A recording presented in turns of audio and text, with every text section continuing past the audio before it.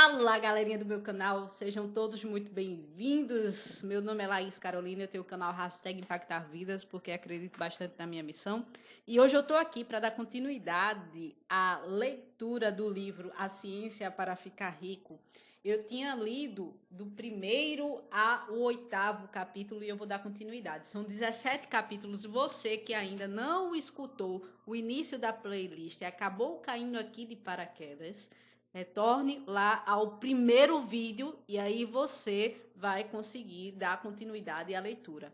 Eu não sei se você teve acesso a esse livro, mas eu estou disponibilizando através do audiobook a possibilidade de você poder ler essa leitura fantástica. E hoje o capítulo 9 é como usar a força de vontade.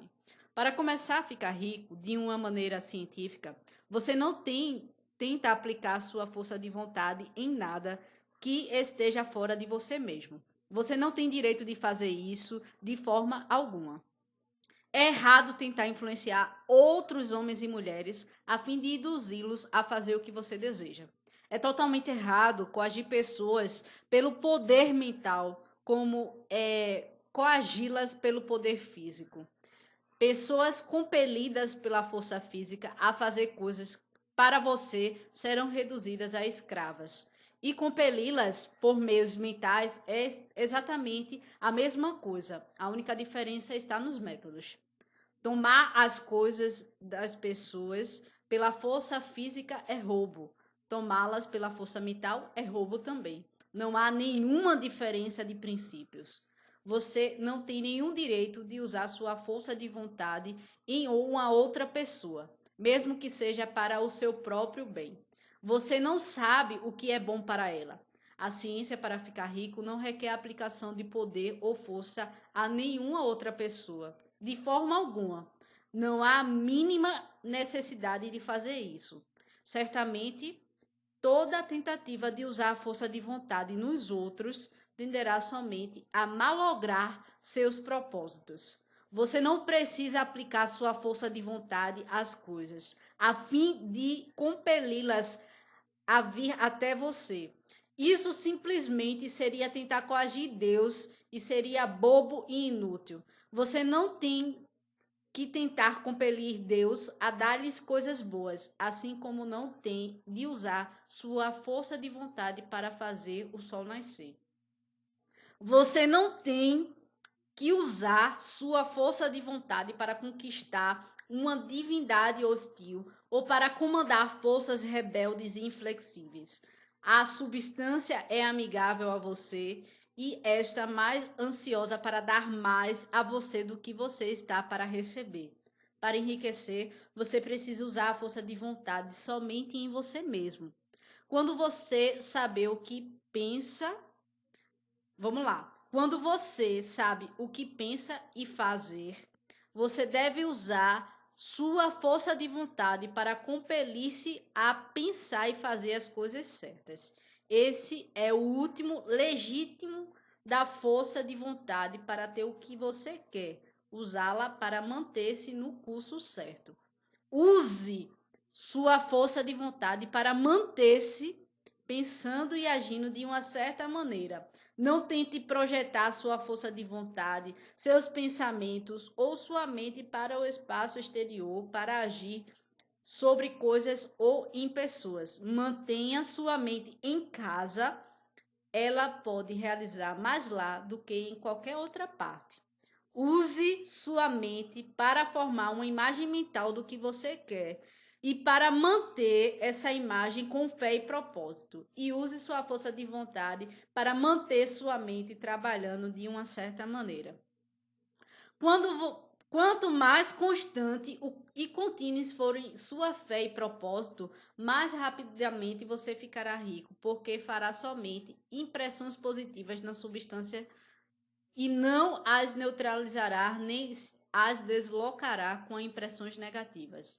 A imagem de seus desejos, presa à fé e o propósito, é captada pela substância amorfa e permeia por outras distâncias, por todo o universo.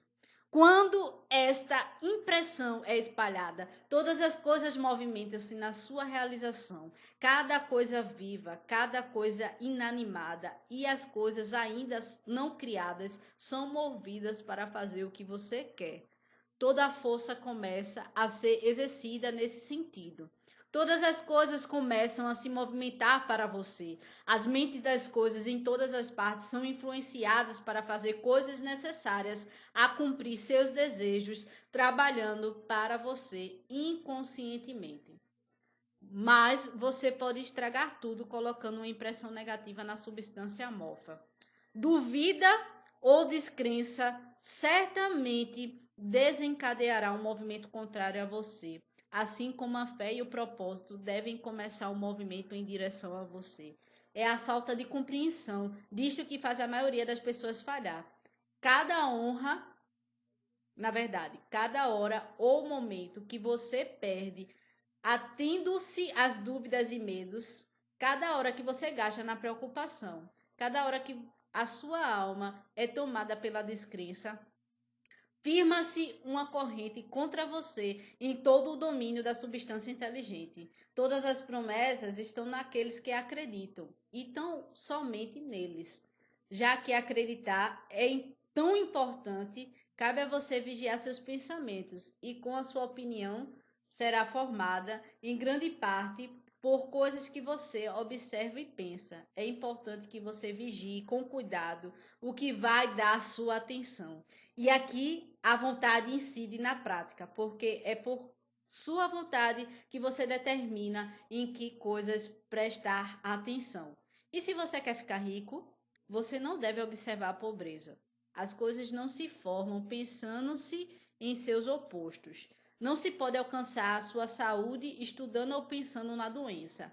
A retidão não pode ser promovida estudando ou pensando em pecado. E ninguém enriquece estudando e pensando na pobreza. A medicina, como ciência da doença, aumentou a doença. A religião, como a ciência do pecado, promoveu o pecado. E a economia, porque é um estudo da pobreza, encherá o mundo com a miséria e necessidade. Não fale sobre pobreza, não investigue ou relacione-se com ela. Nunca se preocupe com as suas causas. Você não tem nada a ver com isso.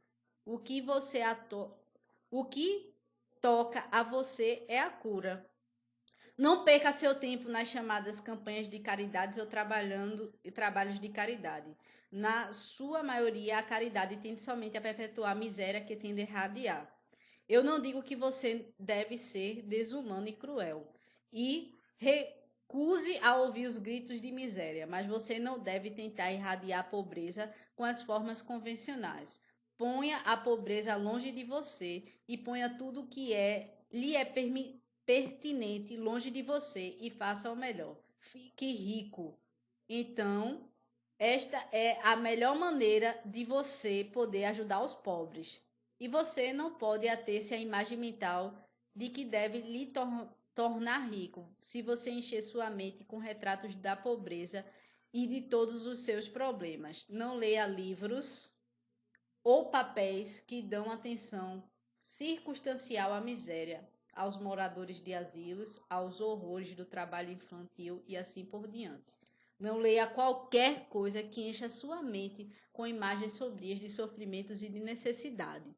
Você não pode ajudar os pobres sabendo sobre essas coisas, e o conhecimento difundido delas não vai acabar com a pobreza.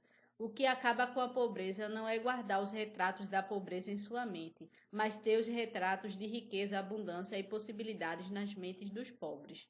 Nas mentes dos pobres. Você não abandona os pobres em sua miséria, quando você se recusa a permitir que entre em sua mente o retrato dessa miséria. A pobreza pode ser erradicada, não aumentando o número de pessoas bem intencionadas que pensem na pobreza, mas aumentando o número de pessoas pobres que se ponham com fé a enriquecer. Os pobres não necessitam de caridade, necessitam de inspiração. A caridade dá-lhes somente o pão para mantê-las vivas em sua miséria, ou dá-lhes um entretenimento para fazê-los esquecer disso por uma hora ou outra. Mas a inspiração pode fazer com que saiam de sua miséria. Se você quiser ajudar os pobres, mostre-lhes que pode se tornar rico. Prove ficando rico você mesmo. A única maneira de a pobreza ser banida para sempre neste mundo será tendo um grande e constante crescimento no número de pessoas praticando os ensinamentos deste livro.